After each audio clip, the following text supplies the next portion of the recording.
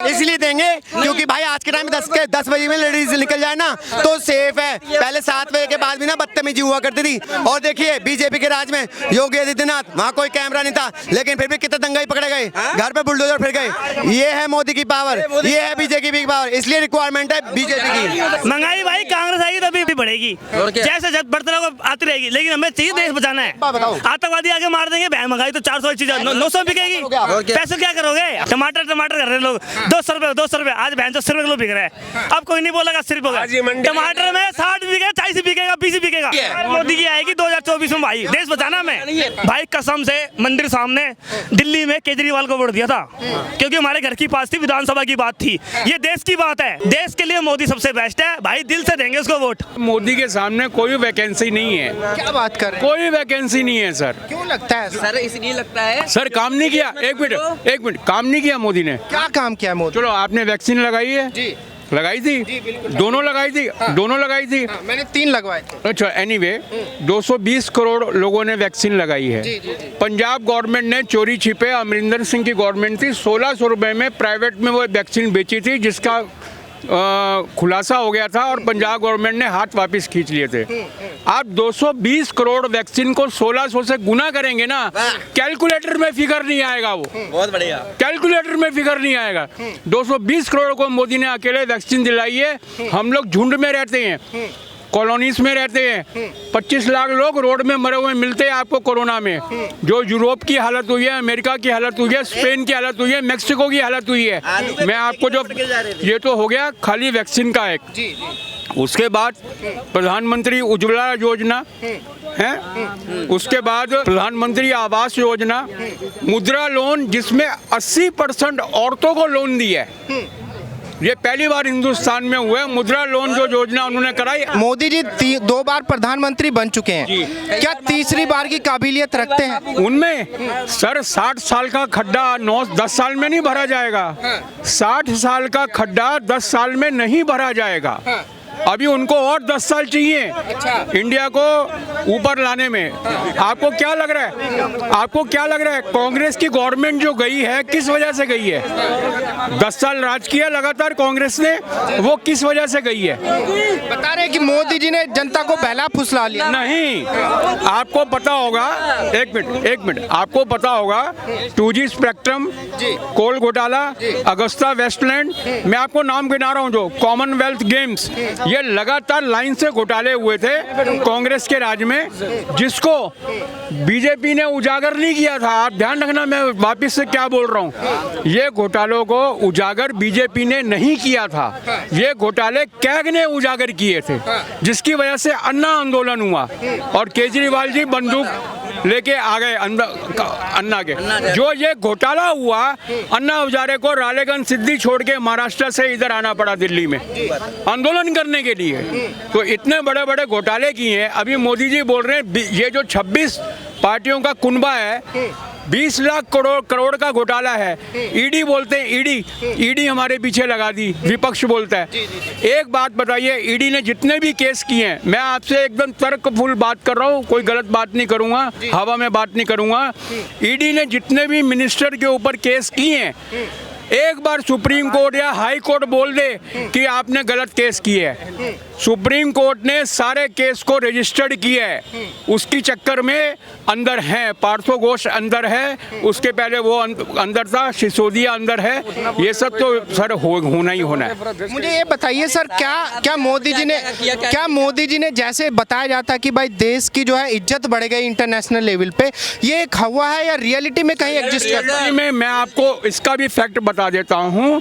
पूरे all over world में economic जो है बहुत नीचे गिरी हुई है, हमारी बरोबर चल रही है। इसका रीज़न जो है, अभी 1-1.5 महीना पहले हम पूरे वर्ल्ड में चाइना को पीछे छोड़ चुके हैं अपनी एक जनसंख्या को लेकर। हम लोग 142 करोड़ हो गए हैं।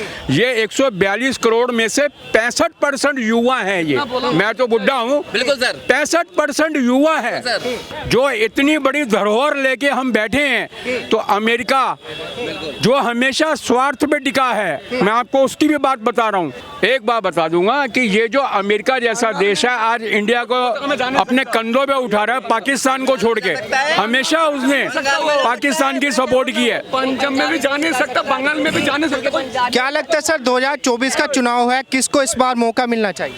2024 का चुनाव है, इस बार तो नरेंद्र मोदी जी को जो मौका मिलना चाहिए। और क्योंकि ऐसा है, क्योंकि उनसे बढ़िया कोई लीडर और है नहीं कोई, और एक वो अच्छा नेता है और ईमानदार नेता है, उनको ही वोट मिलना चाहिए। किन कारणों से आप कह रहे हैं कि भाई मोदी जी काबिलियत रखते हैं तीसरी बार बनने? क्योंकि मोदी जी के अंदर वो काबिलियतें हैं जो कि वो काम कर सकते हैं, और कोई वो नेता और कोई किसी नेता के अंदर में वो दम नहीं है। मुझे ये बताइए कौन से नेता के अंदर आपको ऐसी काबिलियत नजर आती है जो प्रधानमंत्री का दावेदार हो सकता है? कोई कमी नहीं है।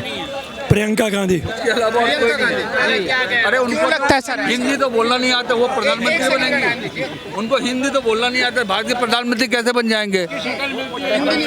और क्या, उनको हिंदी ना, वो बाहर इटली की रही है, हमेशा इटली की है, उन इटली की पूरा उनका धरोहर है, इटली में सब कुछ है, वहाँ की है जनता है, उनको क्या इंडिया से क्या मतलब है, लेना देना है उनको? नहीं, पैदाइश तो इंडिया की है, इंडिया में उनका जन्म। लेकिन वो नो प्राइम मिनिस्टर द प्रधानमंत्री नरेंद्र मोदी। यस। भाई मोदी जी के अंदर ऐसी क्या काबिलियत आपको नजर आती है जो बाकी के नेताओं में नहीं है? केजरीवाल है, राहुल गांधी है, नीतीश कुमार है, तेजस्वी यादव। अभी उनको 20 साल लगा, जितने भी नेता है वो अभी मैदानी जंग में उतरे हैं। मोदी जी नीचे से लेकर के ऊपर तक आए हैं बिल्कुल ही, और उनको ये चीज पता है कि नीचे से आदमी जब ऊपर उस लेवल पे जाता है तो उसको सारी चीजें उसको पता होता है कि कैसे कैसे उन्होंने ग्राफ को ऊंचा किया है और उस लेवल पे जाकर पहुंचना पड़ता है। इन्होंने तो आज तक गरीबी नहीं देखी, अच्छे सोसाइटी में कहीं बैठे नहीं, कभी बाहर गए नहीं।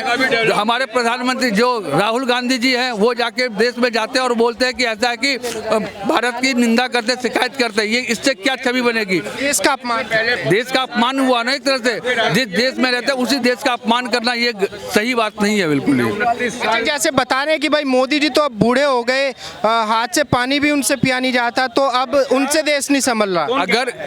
अगर उनका राहुल गांधी जी तो राहुल जी के अंदर में उतनी पानी, अभी भी मैं ये गारंटी के साथ बता सकता हूँ कि राहुल गांधी और मोदी जी को साथ में ले ले, अगर वो चलने ले साथ में चल जाएं तो मैं मान जाऊंगा राहुल जी को। वो एक कदम भी नहीं चल सकते राहुल। बता रहे कि अब तो राहुल जी जो है जमीन से जुड़े हुए नेता हो गए, वो बाइक के शोरूम में जा रहे हैं, जो है ट्रक में बैठ के चंडीगढ़ तक चले गए। ये सब दिखावा है, ये सब एक दिखावा है, कोई कुछ नहीं है ये बिल्कुल ही। क्योंकि उनकी पैदाइश जिस घर के अंदर में हुआ ना, घराने के अंदर में हुआ, वो उस घर का घराना जो है, क्या नाम है उसका, प्रधानमंत्री 10 जन नेहरू खानदान से वो बिलोंग करते हैं। जो कि नेहरू खानदान के प्रधानमंत्री जब नेहरू उस वक्त में थे तो उनके कपड़े धुल करके ऑस्ट्रेलिया से, अमेरिका से, रूस से आते थे, हैं? तो वो गरीबी उन्होंने देखा कहाँ है? गरीबी जो आदमी जो गरीबी देखेगा, जो नीचे से उठ करके जाएगा, उसको पता है गरीबी क्या चीज होती है। उसी बात को लेकर राहुल जी हमलावर है। कांग्रेस के नेता लगातार ट्वीट कर रहे हैं, लगातार बयानबाजी कर रहे हैं कि भाई एक गरीब का बच्चा कैसे चला सकता है देश चलाने का एक्सपीरियंस तो हमारे पास है, कांग्रेस के पास। वो महामूर्ख है जो कह रहे हैं सर, चंपा के 10 फूल और चमेली की एक कली, मूर्ख की सारी रात, चतुर की एक घड़ी। क्या समझे? इसका मतलब भी बता दीजिए। इसका मतलब है कि चंपा का जितना खुशबू चंपा के 10 फूलों में होता है, उतनी चमेली की एक कली होती है, उससे ज्यादा खुशबू बिखेरती है। ठीक है। और मूर्ख जो है, मूर्ख आदमी जो पूरी रात में जो काम नहीं कर पाएगा, वो होशियार आदमी 1 घंटे में कर देगा वो काम। तो मोदी जी वो हैं। मोदी जी वो हैं जी। नहीं, बता रहे कि भाई मोदी जी से अब देश नहीं संभल पा रहा है क्योंकि वो बूढ़े हो गए हैं और अब देश को कांग्रेस की जरूरत है। बूढ़ों में जो चलाने की कैपेसिटी होती है, बूढ़ों ने जो देखा है शुरू से लेकर के आखिरी तक, अभी तक इस समय का सिचुएशन जो उन्होंने देखा है, वो आज और हम और आप क्या देखेंगे? आज की पीढ़ी जो है नहीं देख पाएगी। तो कांग्रेस ने जो गलतियाँ करी हुई हैं उसको बूढ़े दूर से बैठ के देख रहे थे, अब उसको सुधार रहे हैं। तो सुधार रहे हैं।